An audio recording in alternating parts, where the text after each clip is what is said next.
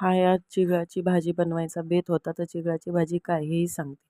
तर इथं मी बारीक कांदा चिरून घेतला होता. तेल टाकलं, जिरं मोहरी टाकून त्याच्यामध्ये हळद टाकली होती आणि त्यात छानपैकी कांदा परतत होते. कांदा छान परतून झाला की टोमॅटोही तुम्ही घालू शकता. तर मी घालणार नव्हते. इथं होती हरभऱ्याची डाळ, ती अर्धा तास भिजत ठेवली होती, तीही घालायची होती आपल्याला. आणि ही आहे ती चिगळाची भाजी. तर ही रोग प्रतिकार शक्ती वाढवते आणि सगळ्या रोगांवर खूप फायदेशीर ठरते ही भाजी. खेडेगावांमध्ये जास्ती बनवल्या जाते. तर हरभऱ्याची डाळ मी अर्धा तास भिजत घातली होती. कांदा छान परतला होता, तर हरभऱ्याची डाळ त्याच्यामध्ये टाकली आणि दोन्ही मिळून असं छान परतून घेत होते. आणि हरभऱ्याची डाळ आणि कांदा थोडा शिजलाय असं वाटलं की त्याच्यामध्ये आपण मीठ घालायचं, कारण त्या भाजीला पाणी सुटतं, म्हणून आपण कांद्यातच मीठ घालून घ्यायचं.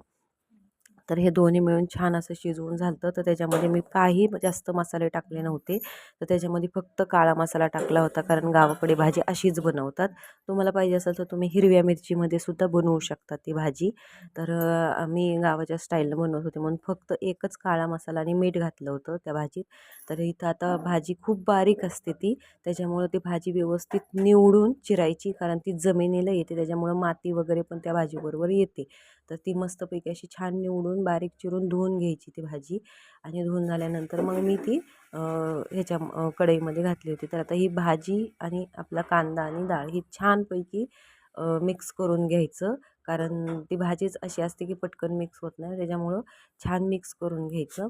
आणि मिक्स झालं की त्याला जर थोड्या वेळ ती त्याला झाकून ठेवायचं, कारण ती भाजी फक्त वाफेवर शिजते, त्याला पाणी वगैरे घालायची काही गरज नाही.